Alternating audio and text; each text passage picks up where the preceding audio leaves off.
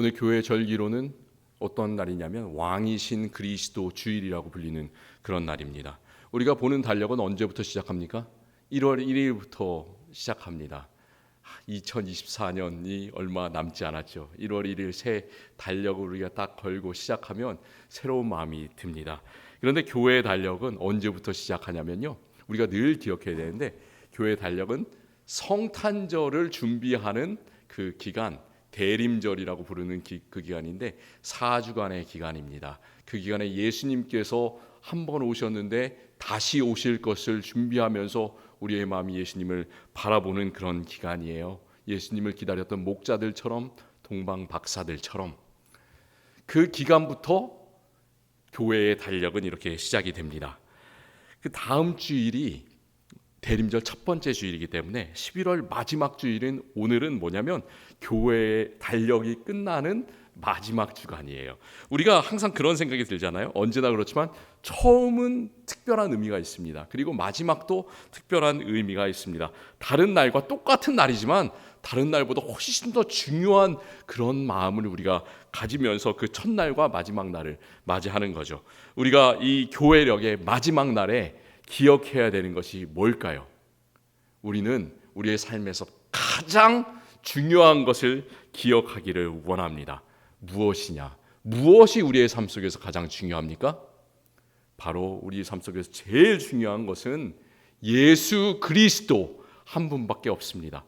어떤 일이 일어나도 나는 예수 그리스도, 이런 일이 일어나도 예수 그리스도, 좋은 일이 일어나도 예수 그리스도, 나쁜 일이 일어나도 예수 그리스도. 그래서 오늘이 바로 왕이신 그리스도 주일인 것이죠. 우리가 살다 보면 참 중요한 일들이 많이 있어요. 그렇지만 예수님을 믿는 우리에게 어떤 것과도 바꿀 수 없는 가장 중요한 것은 어떤 일이 있어도 예수 그리스도 한 분밖에는 없습니다. 그래서 사도 바울은 그렇게 살면서 고난을 많이 당하고 죽을 고비를 많이 겪었는데 로마에 있는 교인들에게 이런 말을 하고 있죠. 우리가 살아도 주를 위하여 살고 죽어도 주를 위하여 죽나니 그러므로 사나 죽으나 우리가 주의 것이로다. 이 고백이 바울만의 고백이 아니라 저와 우리 모든 성도님들의 고백이 되기를 간절히 축원합니다. 진정으로 우리가 살아도 죽어도 주를 위하여 살기를 원합니다. 진정으로 우리의 삶에 매일매일 이런 고백들이 있다면 우리에게 다른 어떤 욕심이 필요하겠습니까? 다른 어떤 복잡한 그런 계획들이 필요하겠습니까? 우리는 다 예수님께서 원하시는 대로 하나님의 뜻을 따라서 살아갈 뿐이에요. 그러면 얼마나 우리의 마음이 편안해지겠습니까? 그런 마음을 가지시고 살아가시기를 바랍니다. 우리가 왜 이런 마음을 가지고 살아가야 되나? 왜 살아도 주를 위하여 살고 죽어도 주를 위하여 살아야 되냐? 그것은 우리가 원해서 하는 것이 아니라 바로 예수님께서 먼저 우리를 위해서 그렇게 하셨기 때문에 그렇습니다. 우리는 예수님께 아무것도 먼저 한 것이 없어요. 그런데 하나님께서는 하나밖에 없는 예수 그리스도를 우리를 위해서 보내시고 우리들 한 명 한 명을 위해서 우리에게 모든 것들을 다 주셨습니다. 우리가 못나도 우리가 잘나도 키가 커도 작아도 여자 남자 어린이 관계없이 다 모든 사람을 위해서 예수님께서는 똑같이 사랑하시고 예수님의 살과 피와 모든 것들을 다 주셨습니다. 그렇기 때문에 예수님은 우리가 다가오는 세상에서도 다가오는 미래에서도 우리의 알파와 오메가가 되십니다. 처음과 마지막이 되십니다. 그뿐만이 아니라 우리 각자의 삶에 있어서도 알파와 오메가, 그리스어의 처음 글자인 알파, 오메가, 처음과 마지막이 되시는 거예요. 그래서 오늘 말씀을 통해서 우리 모든 성도님들께서 삶이 예수님께만 초점이 맞춰졌으면 좋겠습니다. 또 예수님을 내 자신과 이 모든 세계와 온 우주의 진정한 왕으로 높여드릴 수 있는 우리 성도님들이 다 되시기를 간절히 기원합니다. 그런데 믿음 생활을 하다 보면 우리가 참 어려운 점이 있어요. 예수님께서는 성경에서 왕이시라고 계속해서 말씀하고 있는데 그 모든 것을 통치하시는 예수님의 그 다스림, 전 우주를 통치하시는 예수님의 다스림이 나하고는 너무나 멀게 느껴질 때가 있는 거예요. 예수님은 그렇게 대단하신데, 하나님께서는 그렇게 높으시고 깊으시고 넓으시고 모든 것들을 다 포함하시는데, 과연 그 넓으신 하나님의 은혜와 예수님의 사랑이 과연 나와는 무슨 관계가 있나, 이런 생각이 가끔 들지 않습니까? 예수님께서 안 계신 것처럼 그런 생각도 들 때가 있습니다. 그것이 참 우리가 믿음 생활하는 데 있어서 어려운 점이에요. 참 우리가 높아졌다가도 믿음이 이렇게 높아져서 하나님께 모든 것을 다 드리고 싶습니다, 이런 마음이 들다가도 하루아침에 바닥으로 내려가는 것을 우리가 경험하게 됩니다. 우리가 잘 봐야 되는 것은, 바울은 항상 예수님께서 이렇게 대단한 통치를 하고 계신다라는 것을 그가 감옥에 갇혀서도 에베소서, 빌립보서, 골로새서에서 계속해서 말씀을 전하고 있습니다. 오늘 우리가 읽은 이 에베소서의 말씀은 하나님께서 예수 그리스도를 얼마나 높이셨는지를 잘 말씀하고 있습니다. 전체 우주의 왕이 되게 하셨다, 이런 말씀을 하고 있는데, 우리가 세상의 눈을 가지고는 전혀 알 수 없는 그런 정말로 깊은 말씀을 하고 있습니다. 하나님의 능력이 예수 그리스도 안에서 역사하셔서 그를 죽은 자 가운데서 살리시고 하늘에 높이셔서 이제는 하나님의 보좌의 우편에 앉게 하시고 모든 이름 위에 뛰어나게 하시고 만물을 그의 발 아래 복종하게 하셨다. 참 대단한, 우리의 생각으로는 이해할 수 없는 그런 말씀을 하고 있습니다. 또 중요한 것이 뭐예요? 예수님께서는 교회의 머리가 되셨다는 거예요. 교회가 아무리 힘들 때가 있어도 우리의 교회의 머리는 누구시라고요? 예수 그리스도 한 분뿐이십니다. 예수님께서는 세상을 통치하시는 그런 분이시기 때문에 교회는 항상 든든히 서가는 거죠. 또 빌립보서 2장에서도 비슷한 말씀을 하고 있습니다. 모든 무릎을 예수의 이름에 꿇게 하시고 모든 입으로 예수 그리스도를 주라 시인하며 하나님 아버지께 영광을 돌리게 하셨느니라. 빌립보서의 이 말씀은 바울이 먼저 한 말이 아니고요, 바울이 이 말씀을 쓰기 전에 성령을 받은 초대교회의 교인들이 먼저 입에서 입으로 전한 말씀으로, 그래서 초대교회의 신앙 전승으로 알려진 말씀이 바로 이 빌립보서 2장의 말씀입니다. 이렇게 예수 그리스도께서 십자가에서 낮아지셨다, 그렇지만 하나님께서 그를 올리셔서 높아지셨다라는 것이 모든 성도들이 다 고백하는 가장 중요한 초대교회 성도들의 신앙의 고백이 되었던 겁니다. 바울이 또 감옥에서 썼던 그 다음 편지 골로새서에서도 그는 우주를 통치하시는 예수 그리스도의 모습을 이렇게 그리고 있습니다. 만물이 그에게서 창조되되 하늘과 땅에서 보이는 것들과 보이지 않는 것들과 혹은 왕권들이나 주권들이나 통치자들이나 권세들이나 만물이 다 그로 말미암고 그를 위하여 창조되었고, 또한 그가 만물보다 먼저 계시고 만물이 그의 안에 함께 섰느니라. 여기서 우리가 이런 그 단어들을 잘 좀 생각해 봤으면 좋겠는데요. 왕권들이나 주권들이나 통치자들이나 권세들이나, 이게 어떤 말일까요?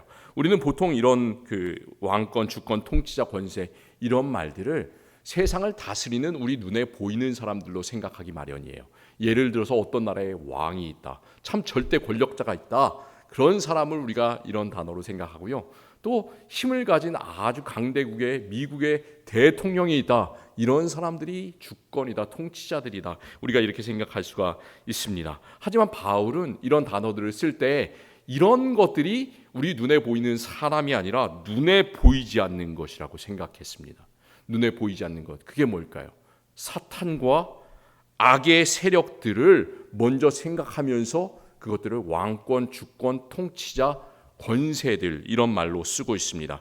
그것을 우리가 어떻게 알 수 있냐면요, 우리가 읽은 에베소서 맨 마지막 장 6장에 보면 하나님의 전신갑주를 입고 우리가 언제나 무장을 하고 영적인 전투를 해야 된다는 것을 요구하고 있는 에베소서 6장 말씀에서 우리들이 싸워야 되는 대상이 무엇인지를 분명히 말씀을 하고 있습니다. 바울이 뭐라고 얘기하냐면, 우리의 씨름은 혈과 육을 상대하는 것이 아니요, 그러니까 우리는 눈에 보이는 사람을 대해서 싸우는 것이 아니라 통치자들과 권세들과 이 어둠의 세상 주관자들과 하늘에 있는 악의 영들을 상대함이라. 그러니까 여기서 통치자들과 권세들은 눈에 보이지 않지만 세상을 다스리고 있는 그 악의 세력, 통치자들, 눈에 보이는 통치자들 너머에 있는 훨씬 더 큰 악의 힘들을 이야기를 하고 있습니다.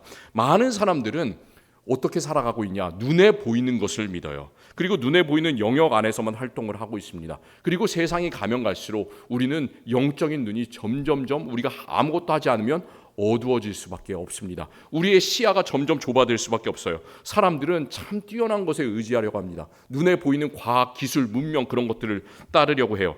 그렇지만 우리가 참 코로나 팬데믹 그것이 우리의 인생 전체를 바꿔놨다고 해도 과언이 아니에요. 교회 전체를 바꿔놨다고 해도 과언이 아닙니다. 3년간 우리가 겪었던 것이 뭐냐면 그냥 질병과 싸웠다 이 정도가 아니라 우리의 생각 자체를 송두리째 바꾼 것이 이 팬데믹이에요. 왜 바꿨나? 우리의 인간의 지식 그리고 우리 인간이 믿고 있는 견고한 성이 얼마나 빨리 무너질 수 있는가를 그 팬데믹 사태를 통해서 우리가 잘 봐왔습니다. 3년 전에 저는 이제 바이러스가 딱 퍼진 그런 날을 기억을 하는데요. 이렇게 세상에서 처음에 어떤 한번 3년 전을 되돌아 보시면 그 2020년 4월에 그 전까지는 그냥 소문으로만 어떤 사람이 참 아프다, 죽었다, 이 바이러스에 걸렸다 그런 얘기가 돌았습니다. 근데 주변에 있는 사람들이 한 명, 두 명씩 아프기 시작하는 거예요. 그리고 4월이 됐습니다. 제가 그날 어떻게 했었냐면 그날을 아직도 기억을 하고 있는데 그 옆 동네에 있는 산에 올라갔어요. 너무 이제 세상이 좀 어둡고 그래가지고 마음 전환을 좀 하기 위해서 바람 쐬려고 산에 올라갔습니다. 그런데 한 통의 문자가 오는 거예요. 어떤 문자가 오냐? 이제는 긴급한 경우를 제외하면 집에 머물러야 된다라는 문자가 이 주정부에서 오는 메시지가 시에서 오는 메시지가 오더라고요. 쉘터 인 플레이스라고 그렇게 들어보셨죠? 그런 명령이 오는 거예요. 그래서 옆 동네 옆 카운티로도 가면은 안 된다라는 그런 문자가 왔어요. 그래서 제가 올라갔던 산은 우리 동네에 있던 산이 아니라 옆 카운티에 있는 산이었어요. 그래서 차로 한 20-30분 정도를 가가지고 산에 올라갔는데 저 그렇게 된 거죠. 그 명령을 받자마자 그 문자를 받자마자 저는 범법자가 된 거죠. 그래서 저는 그걸 깜짝 놀랐어요. 제 멘붕이라는 말이 있잖아요. 그런 마음이 들면서 야 이렇게 사람이 쉽게 법을 어길 수 있는 그런 상황이 되는구나. 내가 지금까지 해오고 있던 것이 잘못된 것이 한순간에 되는 거구나. 그런 생각이 들면서 바로 차를 타고 내려와서 집으로 들어갔던 그런 생각이 듭니다. 그러니까 요즘에 일어나고 있는 그런 것들은 참 복잡해요. 그 코로나 바이러스 팬데믹 이후에 코로나 바이러스뿐만이 아니라 여러 가지 또 질병들이 생기죠. 아직까지 백신을 만들지 못한 질병들이 가면 갈수록 많아질 겁니다. 그리고 우리가 또 알래스카에 살고 있지 않습니까? 알래스카 사람들이 가장 먼저 경험하는 것이 기후변화이죠. 세상 어디에서나 사람들이 기후변화를 경험하지만 우리들은 빙하가 순식간에 녹아내리고 이렇게 또 날씨가 금방 바뀌고 예전과 다른 패턴으로 바뀌는 것을 가장 먼저 경험하는 그런 사람들입니다. 우리가 통제할 수 있는 것이 아니에요. 또 요즘 세상에 어떤 것이 많이 생깁니까? AI, Artificial Intelligence, 인공지능이라는 것이 많이 생기잖아요. 인공지능을 누가 만들었어요? 사람이 만들었습니다. 그런데 이제는 인공지능이 스스로를 여러 가지 참 세상에 있는 방대한 데이터를 자기가 학습을 하고 스스로 공부를 해서 그것을 만든 사람보다 훨씬 더 똑똑해지는 거죠. 요즘에 인공지능에다가 어떤 질문을 하나 물어보시기를 바랍니다. 그러면 사람이 할 수 없는 그런 대답을 이 기계가 한다니까요. 참 대단한 세상이 오고 있습니다. 그러니까 만든 사람도 통제할 수 없는 괴물들이 되어가는 거예요. 컴퓨터가. 그런 참 복잡한 세상에서 살고 있습니다. 사람의 힘으로는 통제할 수 없는 그런 일들이 옛날에 하나였다면 이제는 50개, 100개 참 많은 것이 어떻게 돌아가는지도 모르게 돌아가는 그런 세상에서 우리가 살고 있습니다. 저는 그 모든 것들이 그 뒤에 사탄과 어둠의 세상 주관자들이 있고 우리가 모르는 수많은 음모들이 있기 때문에 조심해야 된다. 이런 식으로 비관적으로는 말하고 싶지가 않습니다. 다만 세상이 복잡해지고 과학기술이 발전할수록 우리는 예수님을 그 모든 것 뒤에서 통치하시는 모든 것 위에 계시는 왕으로 섬겨야 된다고 우리 성도님들께 또 전 세상에 선포하고 싶습니다. 진정으로 세상 사람들이 가면 갈수록 예수님을 떠나고 교회를 떠나고 자기의 삶 위주로 살아가고 있는 세상이지만 정말 이 세상은 그런 세상이 아니에요. 지금이 바로 은혜 받을 만한 때요. 지금이 바로 구원의 날인 거죠.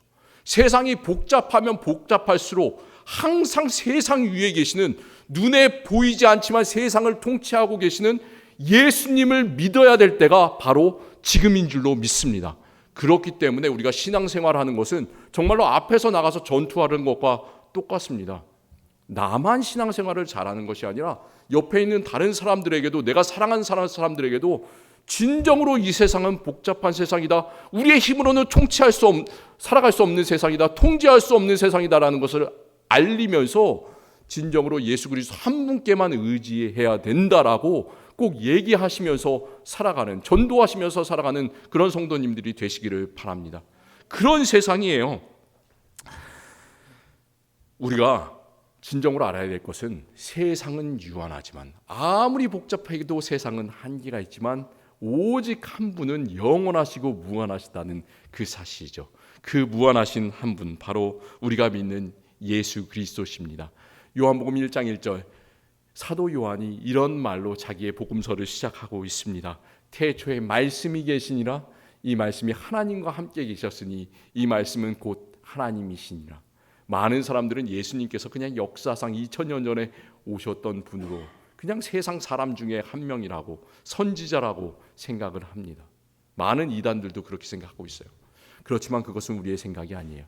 우리는 예수 그리스도께서 태초에 계셨던 하나님과 같이 계셨고, 또 예수님께서는 쓰여진 이 말씀의 주인공이시고, 또 오늘날 강단에서 선포되는 말씀의 주인이 되시는 영원하시고 무한하신 그분, 바로 그분이 우리 주 예수 그리스도십니다.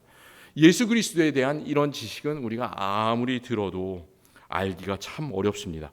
바울의 편지를 받은 에베소 교인들도 마찬가지였을 것 같아요. 하지만 하늘 위에 높이 계신 왕이신 그리스도는 그렇게 높이에만, 멀리에만 계신 분이 아니라 예수님께서는 우리와 가장 가까이 계시고, 또 우리 안에서 역사하시고 우리가 힘들 때 도와주시는 우리의 친구가 되어주십니다. 얼마나 좋아요. 그 멀리 있는 하나님께서, 예수 그리스도께서 멀리에만 계시지 않으시고 우리 가운데로 오셔서 우리 가운데 사시고, 임마누엘, 하나님께서 우리와 함께 계신다, 하나님께서 나와 함께 계신다, 그런 약속을 주시고 나를 도와주시니 얼마나 좋습니까? 그래서 사도 바울은 그 멀리 있는 예수님의 이야기를 그 성도들의 실제 삶에서 부딪히는 그런 이야기로 가져오고 있어요. 사도 바울은 에베소 교인들이 주 안에서 예수님을 잘 믿으며 서로 사랑하고 있다라는 그런 소식을 들었을 때 마음이 참 기뻤습니다. 그러면서 이 에베소 교인들을 위해서 기도를 하고 있어요. 첫 번째로 기도하는 것이 뭐냐면 에베소서 1장 17절 말씀이었습니다. 우리 주 예수 그리스도의 하나님 영광의 아버지께서 지혜와 계시의 영을 너희에게 주사 하나님을 알게 하시고, 이렇게 기도합니다. 우리가 하나님을 스스로 아는 방법이 있을까요? 없어요. 하나님을 우리 인간의 지식으로 알 수 있는 방법, 인간의 경험으로 알 수 있는 방법 없습니다. 우리가 하나님을 알 수 있는 방법은 오직 한 가지예요. 하나님께서 스스로 하나님 자신을 우리에게 보여주시고 나타내실 때만 우리는 하나님을 아주 조금 알 수 있습니다.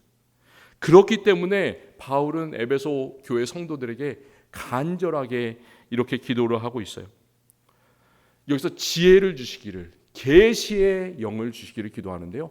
지혜는 뭐냐? 지혜는 우리가 세상을 그냥 잘 살아가기 위해서, 돈을 많이 벌기 위해서 우리가 아는 그런 잔머리를 굴린다고 그러잖아요. 그리고 세상의 지식들을 많이 축적하지 않습니까? 그런 잔머리가 아니라 오직 하나님께서만 우리에게 주시는, 하나님을 알게 하기 위해서 주시는, 하나님의 계획을 알게 하기 위해서 주시는 그 하나님의 마음, 그것이 바로 지혜입니다.